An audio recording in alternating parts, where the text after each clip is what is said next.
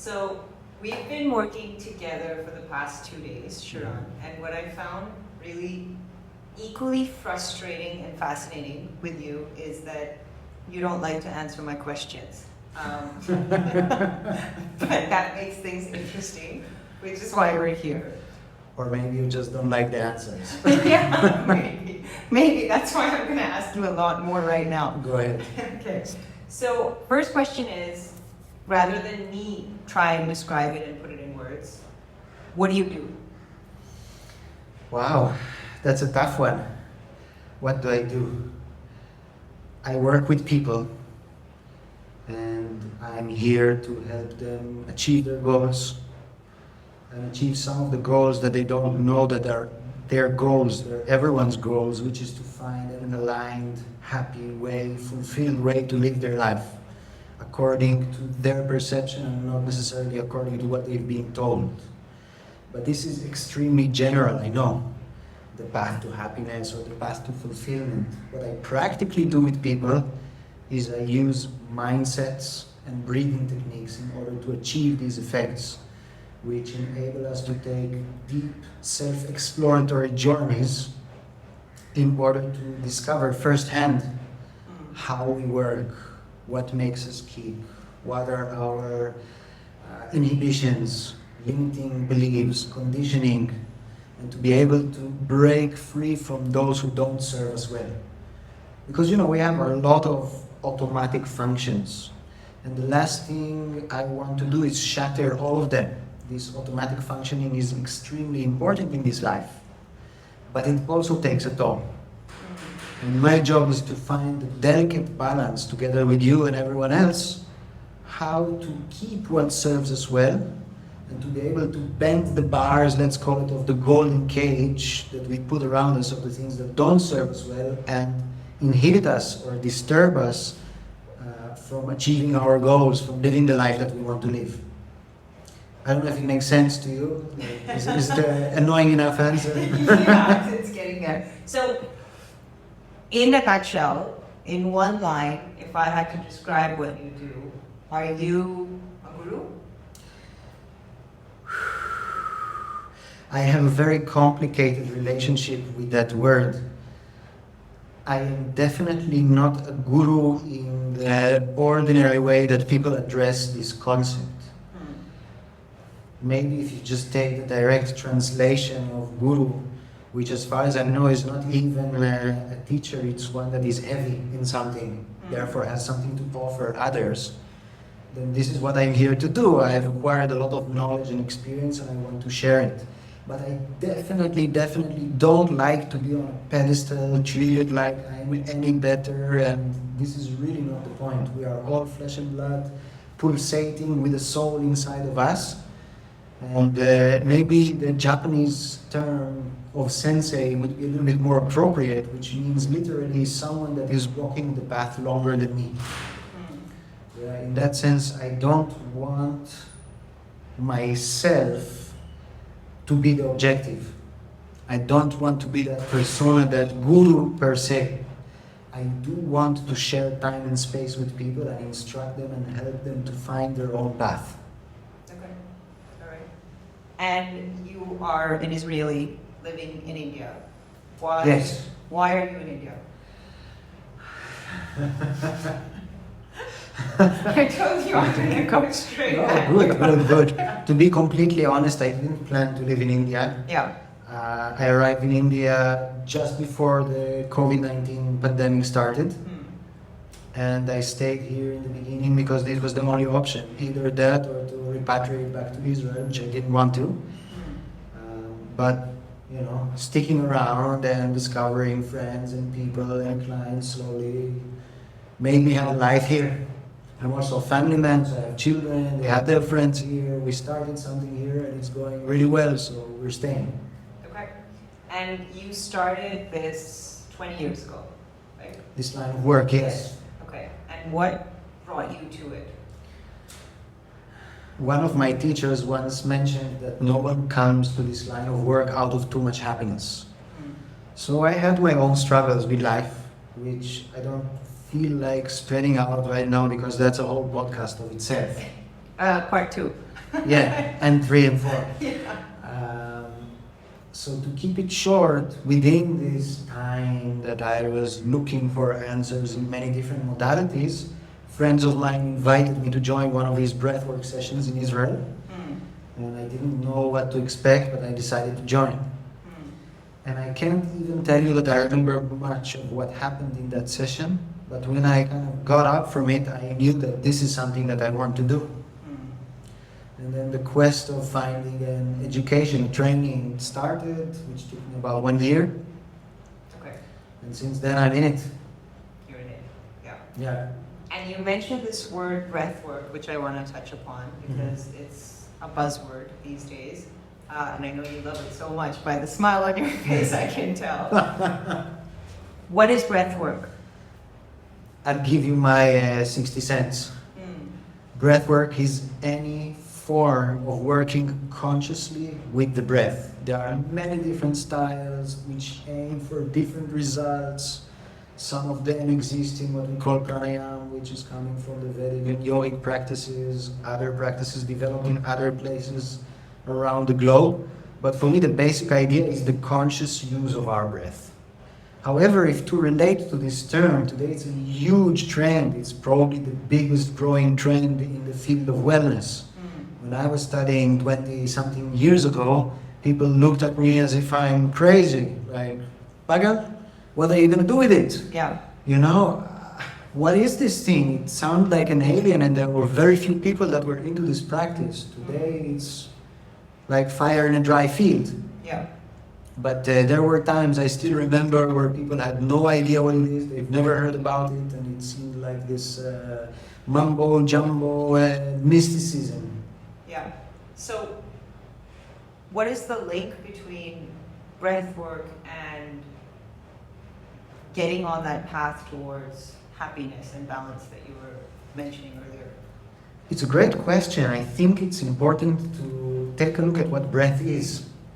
Breath is first of all life, prana, chi, call it whatever you like. This is the basic foundation on which life takes place on. It's like the background, the screen of the projection of our life. So it's involved in everything from the moment of birth to the moment of death. Everything is related to the breath. Therefore, it's a platform. It's a very powerful portal or key to enter anything that you would like.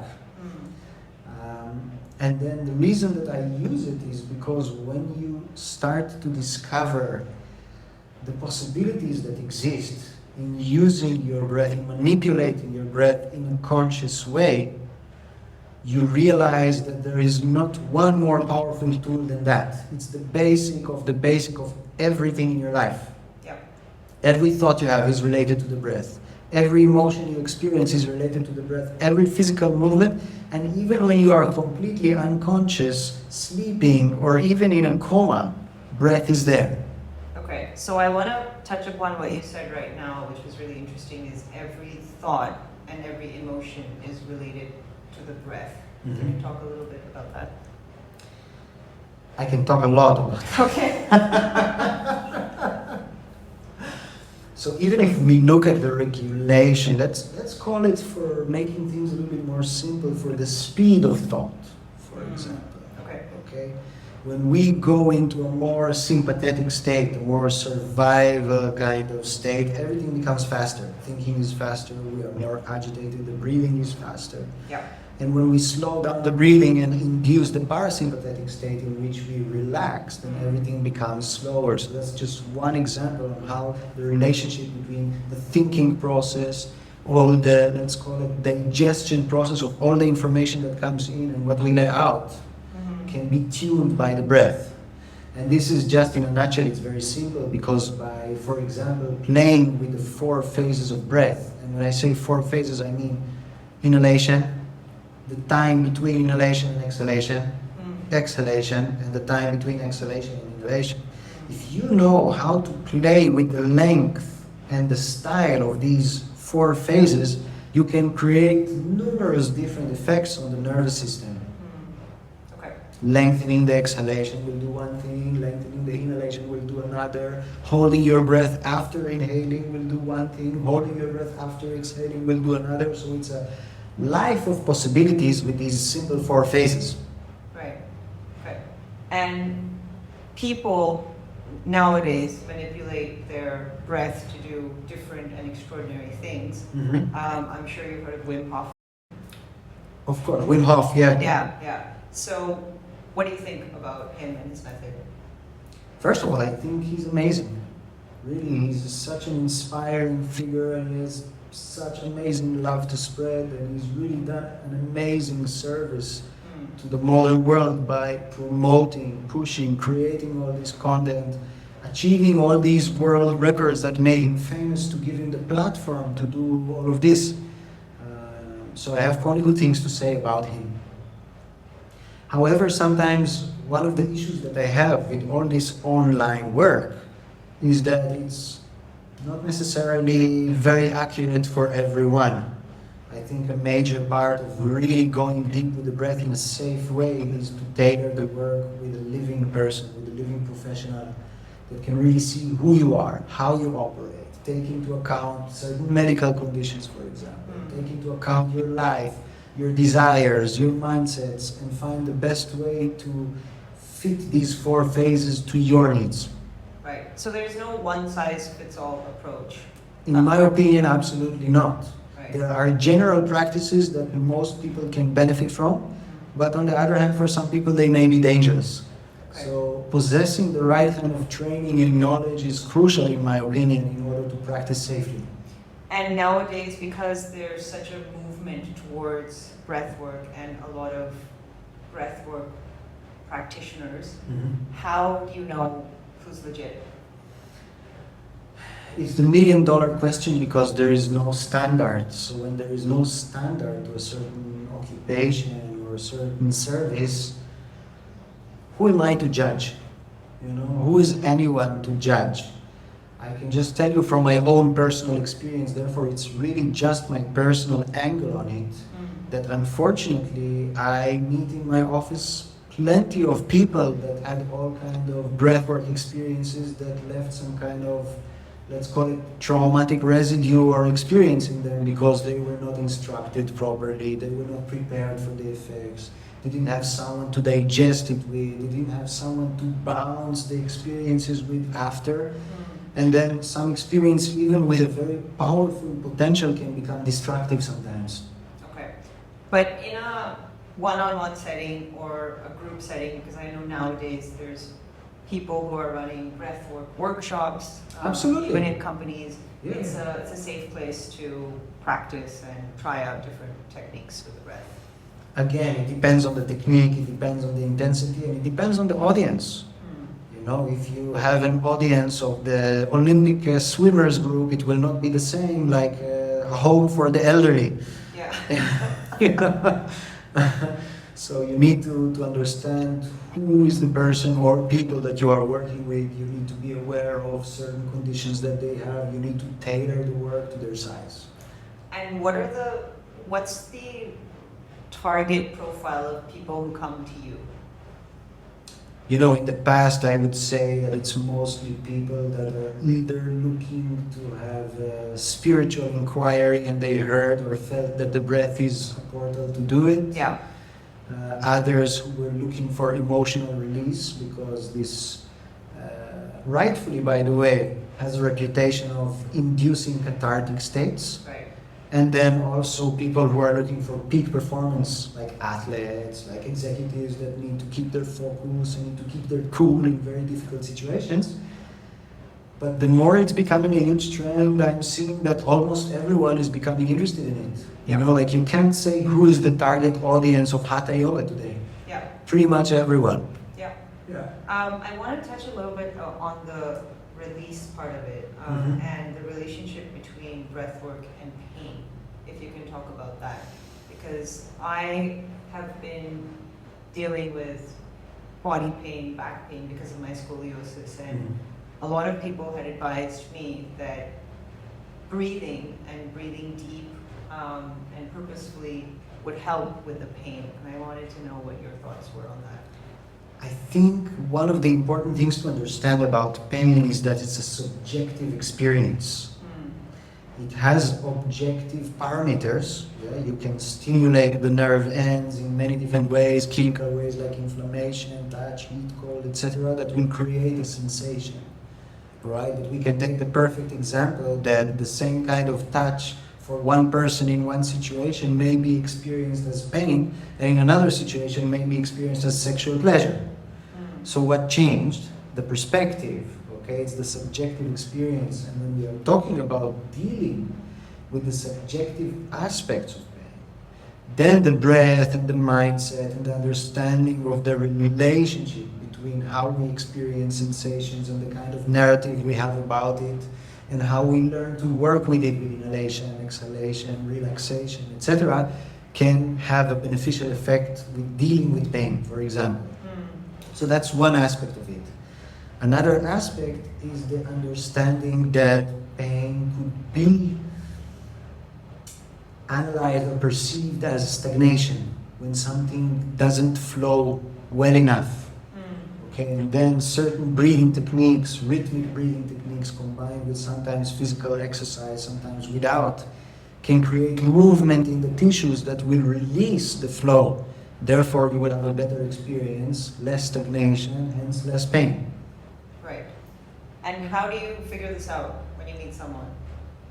I'm not sure I understand the question. Okay, so you're saying that in terms of pain management or pain relief and the connection between breathwork, it depends on the context, right? It depends on the person, their experience, Absolutely. how they perceive pain, and whether there are blockages, for example, that you can help flow through breathwork. I think we did some of that work together. Absolutely. How do you know what approach would suit an individual?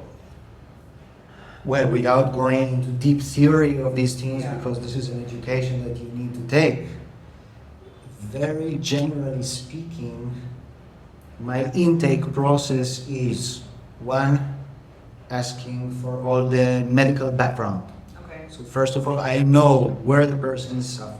If they have any kind of underlying conditions that signal to me that I need to be careful, maybe even sometimes tell the person breathwork is not the right thing for you, at least not that more intense kind, and we're going to do something completely different.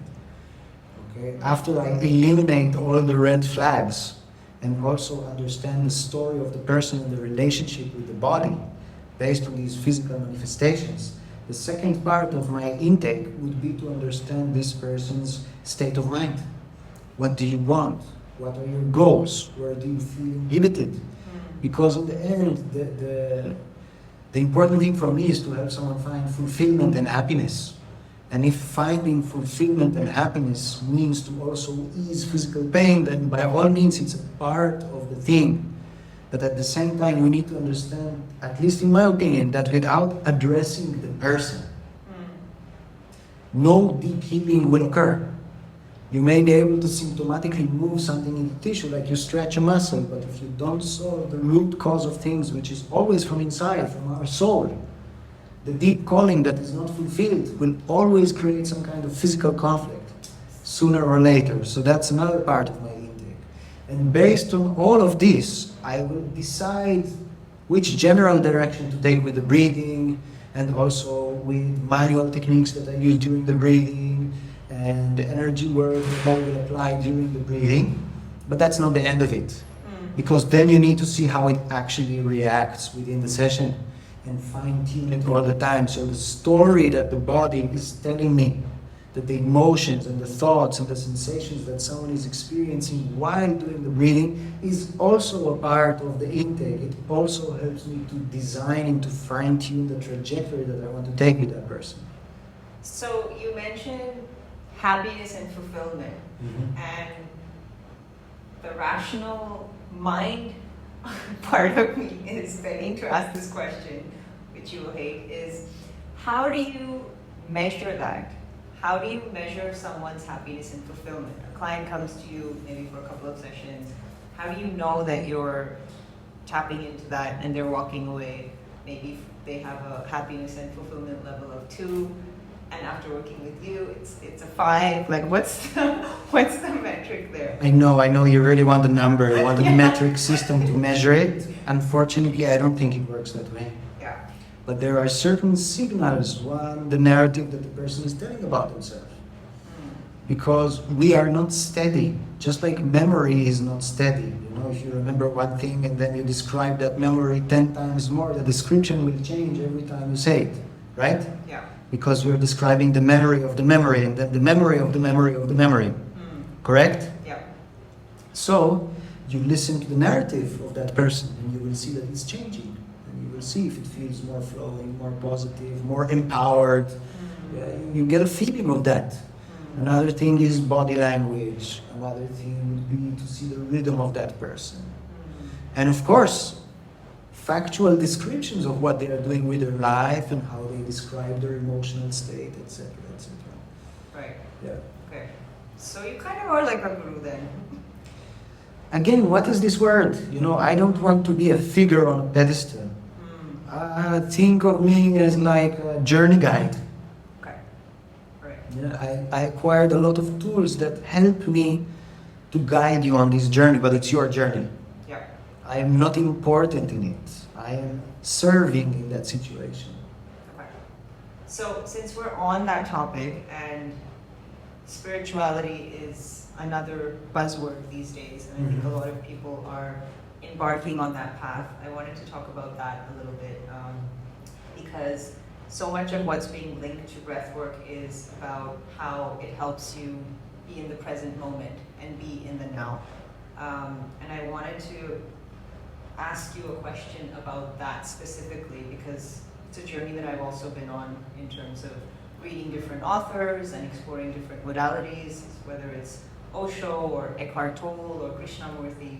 And one of the things that has come up is that essentially we're all slaves to our mind, to our subconscious. And the idea of getting freedom is to tap into our conscious being. And one of the ways that we can do that is by actually taking a step back, and rather than being pulled by our emotions, just witness them. And what I wanted to know from you is, because we've spoken about this before, this concept of witnessing emotions sounds really easy, but in practice, I know a lot of people find this a really difficult concept to grasp. So firstly, what does that really even mean? How can you do that? And then I'll ask you the next questions. I think it's very important to pay attention to the fact that the witnessing is happening. Okay? Whether you react or don't react on a certain impulse of emotion or thought or physical sensation is a different question. Yeah. But as long as you are there to experience it, the witnessing is occurring. Yeah? And there are different levels of witnessing, one which is completely conscious, another one which is not conscious, but it's still recorded somehow in the system. So something is witnessing it, even if you don't have a clear reconnection. Right. A lot of information is stored in the body and it takes a lot of work to come in contact with that. But Yeah. it was witnessed by something if it was recorded. Right. So I think for me, I'm talking about the conscious witnessing. Okay, so let's talk about the difference between action and reaction. Okay. If some stimulation, some experience that appears on the surface of your conscious awareness creates an automatic reaction, it's not something that you consciously chose, it just happens because it's programmed that way, then we call it a reaction. Yeah. You don't have any consciousness of it, or you have very little consciousness because it's activated by a very deep conditioning that doesn't require any conscious energy from you. Right. So for an example, if you're speaking to someone and they say a particular word, you get triggered, and automatically it takes you to a completely different... It changes your mindset, Yeah. it changes your emotional state. Yeah. Therefore, whatever you're going to give out there, it's called reaction, Yeah. and not response or choice or action. Yeah. Okay. What we call conscious act, whether it's to not do anything or to do something, means you have felt the impulse. It has started to evoke a certain reaction, but you witnessed the evocation of that reaction and you chose not to react. You chose to take a conscious course about it. For example, you would say something that would normally annoy me. Yeah, so I could get annoyed. Or I could witness that something is tensing up in me because it's completely automatic, designed to react upon that trigger, Yeah. and then consciously ask myself, or just feel, what is this? And see that you actually have a good intention, just the way that you are presenting it is not suitable to how I am conditioned. If I am able to understand the essence of what you are saying or what you are asking in the moment and know that you have the best intentions, Yeah. definitely you don't have malice, yeah, then I will be able to choose an action that will refer to the essence and the content of what you are asking or saying without having this automatic reaction. Okay, is that a good enough example? It's a very good example. The question is, how do you do that? How do you get there? You want the manual? Yes, well, or Sorry. some tips, some advice based on your life The printing experience. machine is out of order. I'm sorry. You can send an email. You know, a lot of the people that have been discussing these kind of dynamics, you mentioned some of them, had a lot of things to say about it. Yeah.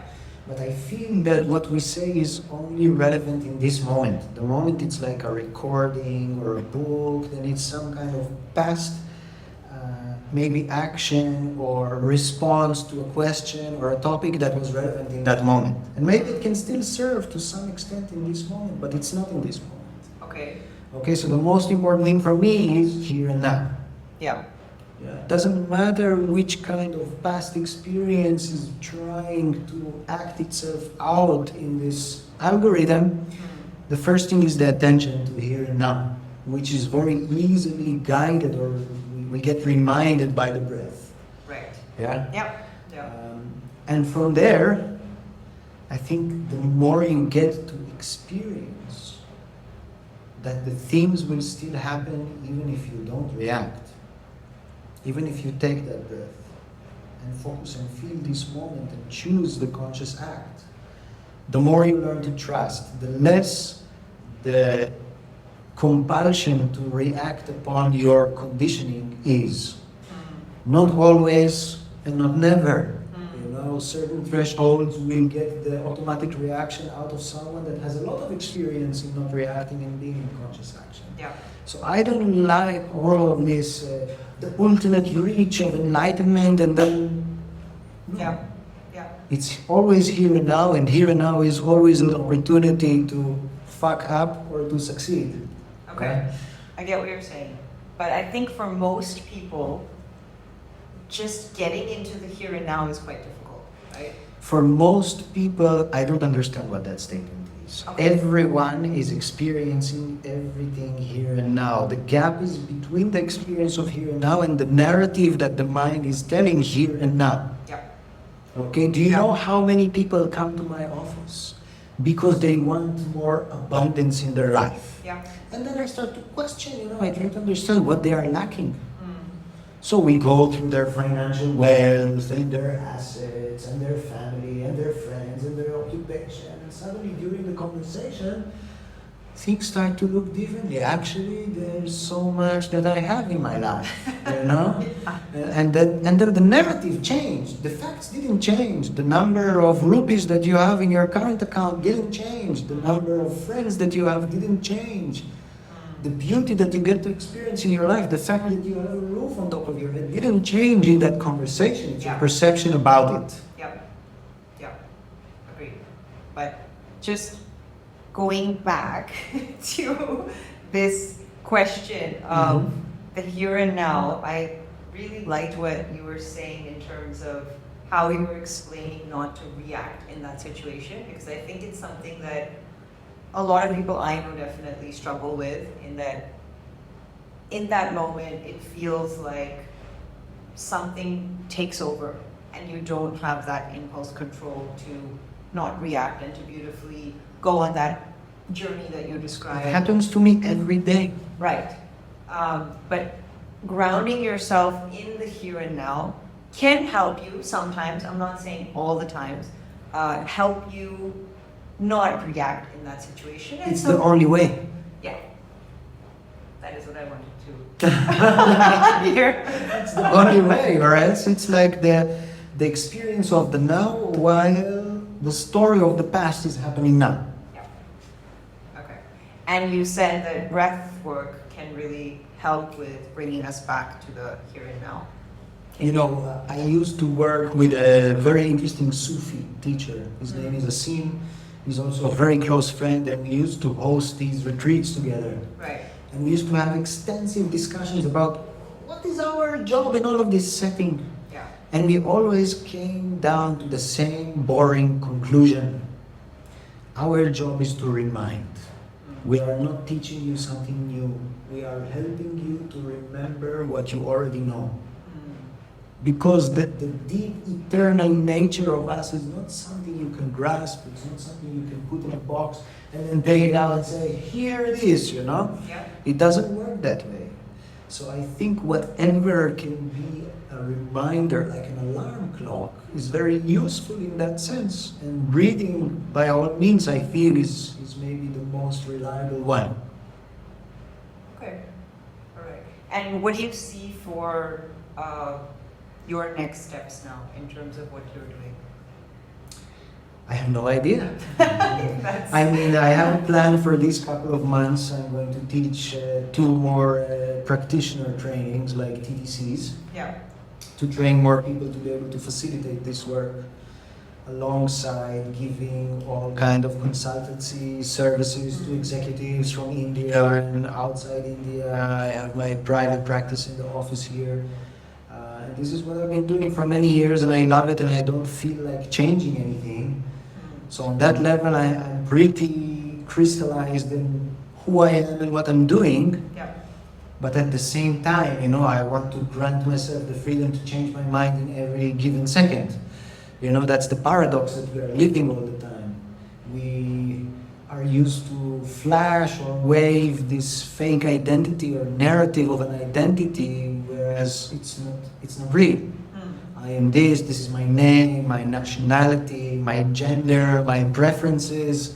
So at that level, my plan is to just continue with the way that my agenda, my calendar looks like for the next couple of months, and then refigure it out. Okay. And what's interesting is that you said, you know, for the next few months, right? Because you must have appointments scheduled, etc. Going back to this concept of here and now, how do you maintain that balance of being truly present in the moment and living your day to day in that space and with that same vigor, but at the same time planning, because you have to, for ambition and finances and support. And practicalities, yeah. Practicality, right? So look, the planning is done to the best of my understanding in a certain given moment. And then you see how life unfolds. And if you need to change and adjust, then you change and adjust. But I think the difference is that I don't have a very strong identification with these concepts that I need to have a 3-year plan, 5-year plan, 10-year plan, you know, like a lot of people have these very strong crutches that they walk with all the time that they have to know. Yeah. My life experience in general for many years is that I don't really know what's going to be, therefore I have to trust the process that is going to bring me to where I need to be, and that what I need on the practical level will manifest, and it does. Yeah, but I'm not here to preach anything about it, it's just maybe to share with you how my life looks like. Yeah, and I appreciate that. What I'm getting at is for people who are on this path of spirituality and trying to be in the here and now, but they're also balancing their personal ambition and career. It's sometimes mind-boggling when you're reading all these texts that are saying that you need, freedom from the ego, you need to destroy the ego and the mind, whereas obviously the mind is an important instrument that you need to use to help you plan, analyze. But my question is around how do you strike that balance between feeding the desire of the ego, which is beneficial for your day-to-day, like getting a job, earning money, versus freedom from that ego? I can ask you the question, how do you walk on a slack line? Right? You do, and you feel the forces, and when you don't feel the forces, you fall. And you get up again and try again, and with time you get the feel of that micro forces that are pulling you to each side, and you are able to act upon them faster and more efficiently. So maybe a key word in this balance would be integration. Something new is introduced into your life. You have read Eckhart Tolle, and it blows your mind. And now you want to be Eckhart Tolle. But your life is not Eckhart Tolle's life, it's your life, right? Yeah. So giving things the time to sink in, to try, to take small steps. One of the things that I do with people in the integration phases of workshops, retreats, and sometimes even private sessions is I tell them, if you didn't come to do this work here today, already knowing in certainty that you are going to divorce, sell your property, quit your job, wait a month. If you are supposed to divorce today, it will be true in 1 month. If you are supposed to quit your job because it makes you completely miserable, you will also be supposed to quit it in 1 month. So there is no rush. Okay, this is maybe my most important message to people who are struggling to find this balance, because pardon my French, all of these new age ideas coming into the industrial revolution lifestyle that people have is very sexy. It's very tempting, and everyone wants a bite of that sexiness, and they want it now. Yeah. And they feel stupid for not having it yesterday. But, things work the way they do. So having the patience to integrate the work, to check and test the concepts on your life in a measured way, and not jump all into something and lose everything because of it, would be a more advisable way, or more feasible way, in my opinion, to approach this. Okay, so balance and integration, essentially. Don't just jump. Balance is what you asked how to achieve. Yeah. I think the key word of integration is understanding that things take time, they take the circumstances, and not to rush into it and have this identification with the idea that it's all or nothing, black or white. Yeah? Okay, all right. I think I'm good. I have asked everything I wanted to ask. Do you have any questions for me? No. Just thank you, for the good questions. Yeah. I felt challenged, and I felt that it's really allowing me to relate to you in a beautiful way. Thank you for that. No, thank you. Thank you for being so present and Let's wave the stickers, yeah. and for answering so honestly. I don't think you mince words, which I like. Yeah. Okay. All right. Thanks. Thank you. Let's shut them off.